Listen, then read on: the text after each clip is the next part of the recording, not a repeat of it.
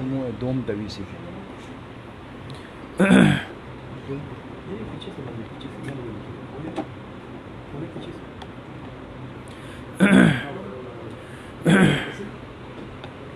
بسم اللہ الرحمن الرحیم.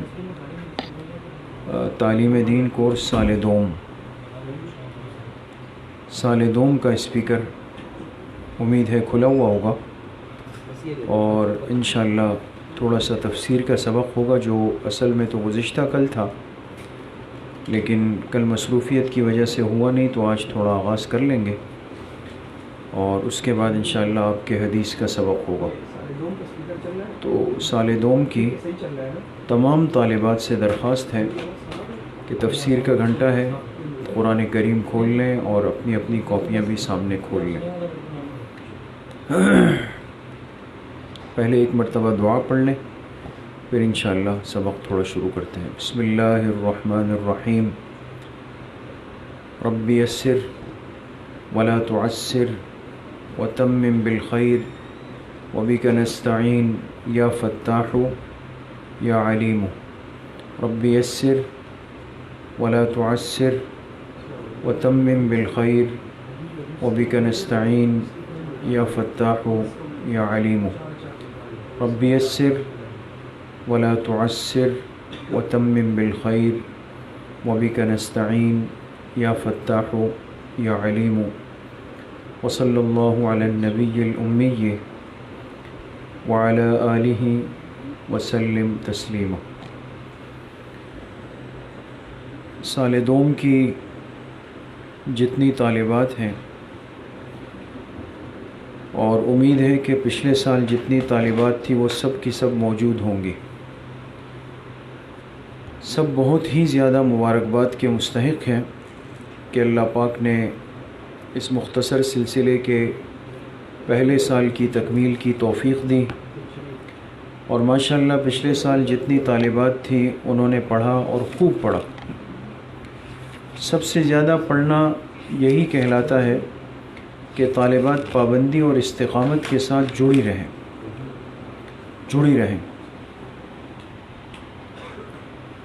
تو اس استقامت پر ہم اللہ پاک کا شکر ادا کریں اور اللہ پاک سے مانگ لیں کہ اللہ اس مفید کورس کا جو دوسرا سال ہے یہ بھی پہلے سال کی طرح عافیت کے ساتھ مکمل ہو جائے.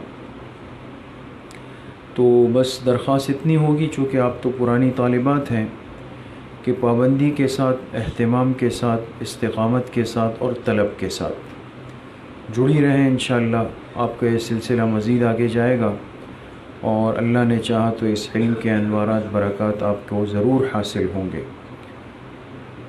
دوسری بات یہ ہے کہ سال دوم میں چونکہ نصاب میں کچھ تبدیلی ہے، اور انسان جب دوسرے مرحلے کی طرف جاتا ہے تو علم میں ترقی ہوتی ہے. اسی طرح تفسیر قرآن کریم میں آپ مستورات نے عامہ پارے کا نصف آخر پڑھا تھا، اور ابھی مشورے سے یہ طے ہوا کہ سال دوم میں اب سبق ہم شروع کریں گے سورۃ الملک سے. سورۃ الملک 29ویں پارے کی پہلی صورت ہے.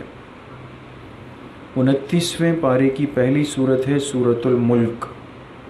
چونکہ ہم نے منتخب صورتیں چنی ہیں، اور اس کی وجہ یہ ہے کہ وہ صورتیں جو زیادہ تر احکامات پر مشتمل ہیں، یا جس کو سیکھنے میں ہمیں ہماری معاشرتی معاملات، آداب، اخلاق، کردار، اس کے سیکھنے کا موقع مل سکتا ہے، تو انشاءاللہ ہم وہ صورتیں پڑھیں گے. اسی طرح یہ وہ صورتیں ہیں کہ جن کی روزمرہ کی تلاوت کی بہت بڑی فضیلت احادیث میں آتی ہے. تو سورہ ملک بھی ایسی ہی عظیم الشان صورتوں میں سے ایک ہے. تو ہم انشاءاللہ سبق شروع کریں گے سورۃ الملک سے، اور ترتیب تو آپ کے علم میں ہے جو پچھلے سال ہم نے رکھی، کہ ہر سورت جب شروع ہوتی تھی تو 4 باتیں ہمارے سامنے رہتی تھی بنیادی طور پہ. کتنی باتیں؟ 4 باتیں. سورت کا ترجمہ، اس سورت کی وجہ تسمیہ، پھر اس سورت کا ایک موضوع ہوتا ہے. چاہے سورت کتنی بھی بڑی ہو، یہ بات بار بار آپ کے سامنے آئی کہ ہر سورت کا ایک عنوان ہوتا ہے، موضوع، ٹاپک ہوتا ہے. اور چوتھی بات اس صورت کا ایک خلاصہ، یہ صورت ہم سے کہنا کیا چاہتی ہے۔ اس صورت میں اللہ پاک نے انسانیت کو کس بات کی طرف بلایا ہے، ترغیب دی ہے، دعوت دی ہے، سبق دیا ہے۔ تو انشاءاللہ یہ سب باتیں ہمارے سامنے ہوں گی۔ تو سورہ ملک انشاءاللہ ہم شروع کریں گے، اور آج کوشش کریں گے، تھوڑا سا وقت ہے تو جس قدر بات ہو سکے انشاءاللہ ہم کر لیتے ہیں۔ قرآن کریم کھول لیں۔ اعوذ باللہ من الشیطان الرجیم، بسم اللہ الرحمن الرحیم۔ تبارک الذی بیدہ الملک وہو علی کل شیء قدیر، الذی خلق الموت والحیاة لیبلوکم ایکم احسن عملا وہو العزیز الغفور، الذی خلق 7 سماوات طباقا ما ترى في خلق الرحمن من تفاوت فارجع البصر هل ترى من فطور ثم ارجع البصر كرتين ينقلب إليك البصر خاسئا وهو حسير۔ صدق اللہ العظیم۔ یہ سورۃ الملک کی ابتدائی 4 آیتیں آپ کے سامنے تلاوت کی گئی ہے۔ اچھا، پہلی بات تو یہ سمجھ لیں کہ یہ جو سورۃ الملک ہے یہ مصحفی ترتیب کے اعتبار سے تو 67 نمبر پہ ہے۔ مصحف کہتے ہیں پورا یہ جو قرآن کریم آپ کے سامنے ہے یہ ایک مصحف ہے۔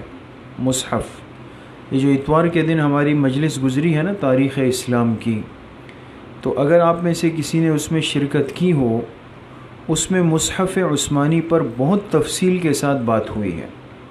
اس لیے مجلسیں بہت اہم اور ضروری ہوتی ہے، اور اس کے لیے تھوڑا سا وقت نکالنا چاہیے۔ تو قرآن کریم کی کل صورتیں کتنی ہیں؟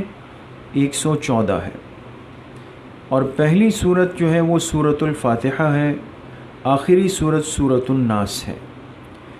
جس ترتیب پر قرآن کریم ہمارے سامنے موجود ہے اس ترتیب کو کہتے ہیں مصحف، مصحفی ترتیب، میم، صاد، حا، فا اور یا، یہ مصحفی ترتیب ہے، ٹھیک ہے۔ اور ایک ہے قرآن کریم کی نزولی ترتیب، دونوں میں فرق ہے۔ قرآن کریم جو اترا ہے اس کی ترتیب الگ ہے، ضروری نہیں کہ مصحف میں جو صورت آخری نمبر پہ ہے تو وہ آخر میں اتری بھی ہوگی، یہ بالکل ضروری نہیں۔ اس لیے آپ سب اس بات سے واقف ہیں کہ قرآن کریم کی سب سے پہلی وحی وہ کون سی صورت کی تھی؟ سورۃ العلق، اقرأ بسم ربک الذی خلق، خلق الانسان من علق۔ تو دیکھیں یہ قرآن کریم کی سب سے پہلی وحی ہے، لیکن کیا ہم قرآن سورہ علق سے شروع کرتے ہیں؟ بالکل نہیں۔ مصحف کی ترتیب میں اگر آپ دیکھ لیں تو سورۃ العلق کا 96 نمبر ہے، 96۔ تو اگر آپ سے کوئی پوچھے کہ بھئی سورۃ العلق کس نمبر پہ ہے تو آپ کہیں گی کہ مصحفی ترتیب 96 ہے، نزولی ترتیب نمبر 1 ہے۔ اسی طرح سورۃ الملک جو ہمارے سامنے ہے یہ مصحفی ترتیب میں کس نمبر پہ ہے؟ 67، اور نزولی ترتیب کیا ہے اس کی، کس نمبر پر یہ سورت اتری ہے آسمان سے؟ 77۔ تو ایک مصحف کی ترتیب ہے، ایک نزول کی ترتیب ہے۔ یہ سمجھ گئی؟ یہ بات یاد رکھیے گا، امتحان میں آ بھی سکتی ہے۔ دوسری بات بس سمجھ لیں کہ اس صورت کے 3 نام اور بھی ہیں، جیسے سورۃ الملک ہے، اس صورت کے 3 نام اور بھی آتے ہیں روایات میں، وہ لکھ لیں۔ ایک نام ہے سورۃ المبالغہ، سورۃ المبالغہ۔ دوسرا نام ہے سورۃ الواقعہ۔ تیسرا نام ہے سورۃ المنجیہ، منجیہ، یہ 3 نام اس کے اور بھی آتے ہیں۔ تو گویا اس سورت کے کل نام روایات سے کتنے ثابت ہیں؟ 4، سورۃ الملک، سورۃ المبالغہ، سورۃ الواقعہ اور سورۃ المنجیہ۔ تو آج کے لیے اتنی باتیں کافی ہیں، اس لیے کہ وقت کم ہے۔ ابھی انشاءاللہ آپ کے حدیث کا سبق شروع ہوگا، ریاض الصالحین کا، اور اس کے بعد انشاءاللہ جو ترتیب ہوگی، اور باقی آئندہ ہفتے سے انشاءاللہ پراپر جو آپ کا گھنٹہ ہے وہ اپنے وقت پر ہوتا رہے گا۔ آپ پابندی اور اہتمام کے ساتھ آتی رہیں۔ اللہ پاک عمل کی توفیق نصیب فرمائے۔ وآخر دعوانا ان الحمد للہ رب العالمین۔